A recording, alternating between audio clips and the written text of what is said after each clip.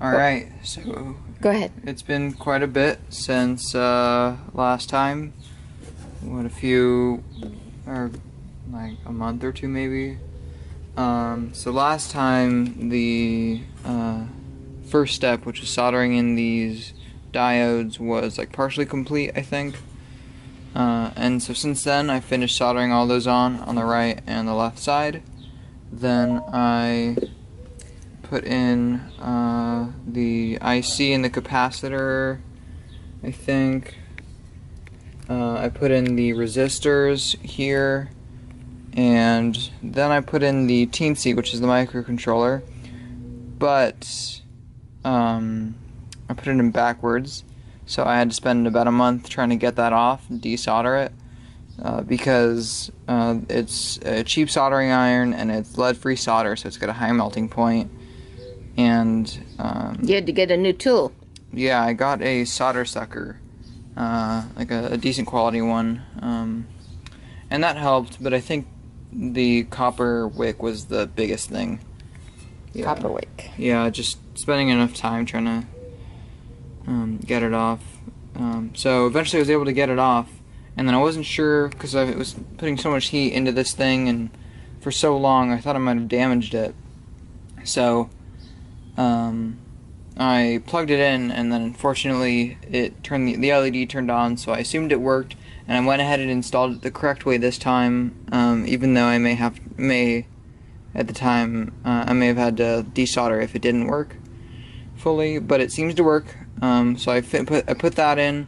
I put the the mini USB, connector in, and the TRRS connectors in, which connect up the two keyboards.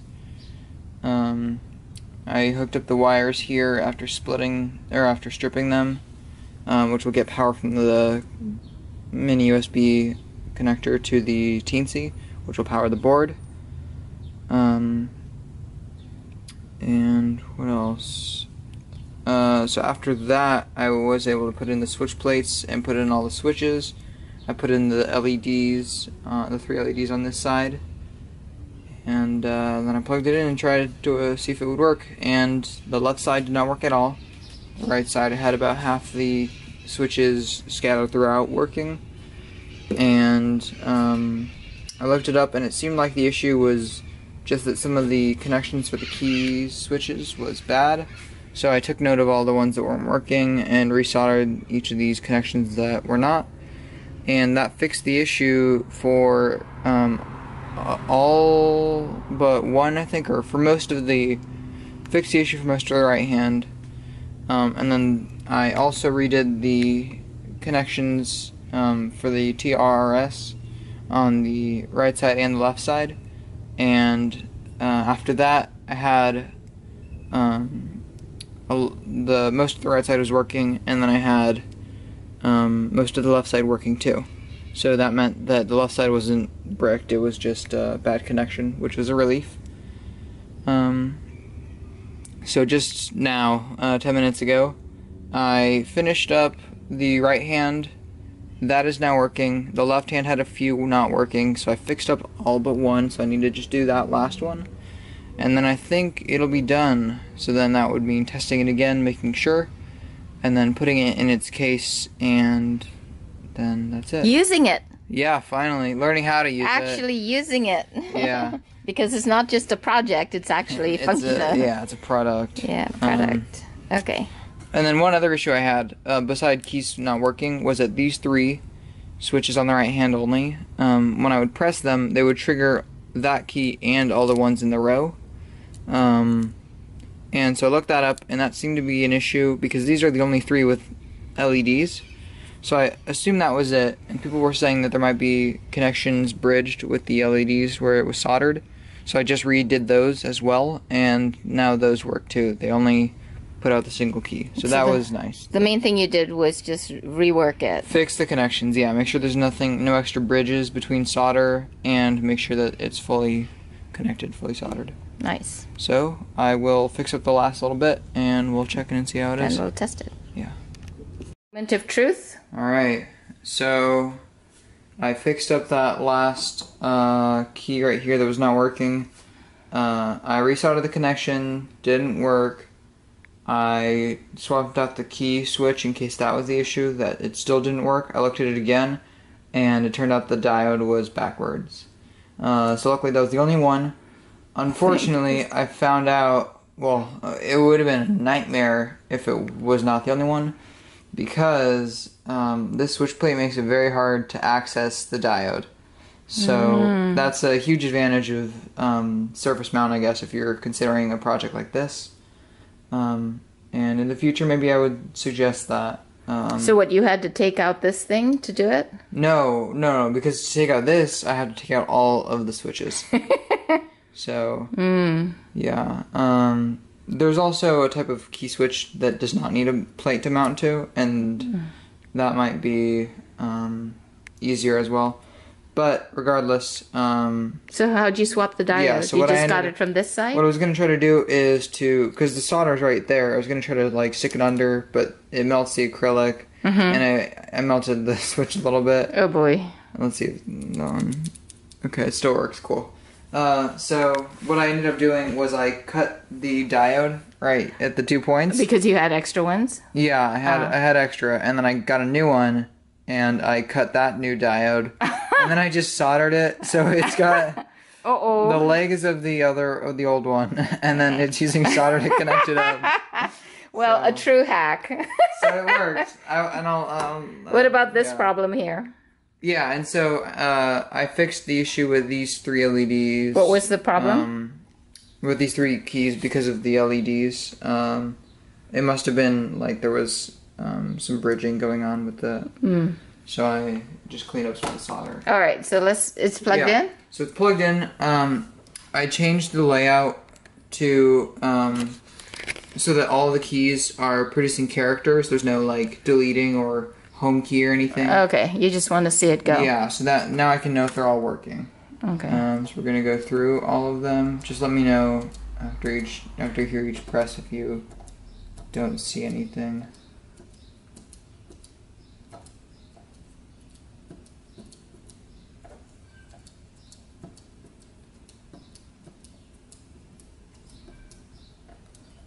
I'm not watching the screen, by the way.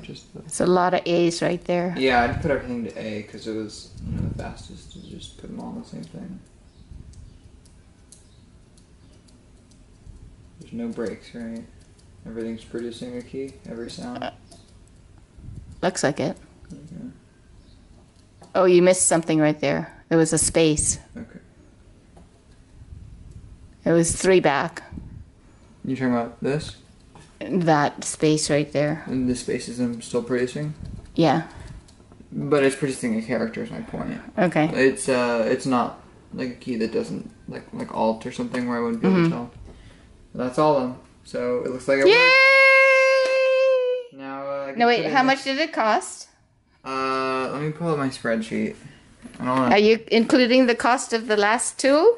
I think it's not up to date. So what is it? Okay, let me pull it up. Don't film this though. Okay. Okay, so your question was... How much did it cost? And then you asked something else. Including the 2? Okay, so yeah, it's not up to date. Because I also had other issues where... 2 separate occasions. First, I realized that the auxiliary, the TRS connectors were the wrong ones. They looked similar, but they didn't fit. They were they were skinny and weird. They didn't fit, so I had to order new ones. Those were less than $1 for the 2 of them, right? Because their electronics parts are cheap, but the shipping was $8 because that was the only thing I was ordering. So that was a really annoying mistake. I think I remember having an issue with... I don't know if it was that one, actually. I don't know why I messed up there. That was stupid. But then later I realized that the mini USB connector was as well the wrong one. Uh-oh. So that one was a surface mount mini USB instead of the through hole, which I needed. But I was able to bundle that with the solder sucker that I purchased in the middle to fix my other issue. With this, right? Yeah. Yeah. So that wasn't, $8 shipping on just a little It was $8 shipping on the 50-cent part and plus the $20. Okay, so before anything went wrong, and then also when I was getting the case, there were some issues because I didn't understand exactly what I was buying, I guess, and then I paid too low of an amount, I just didn't, factor in the cost of that correctly, and then because of the coronavirus, he couldn't ship it through the regular carrier, so he had to send it using a different one that costed more and would be faster, but it costed a lot more. So that was another issue. I don't know if those were factored in. Let me see.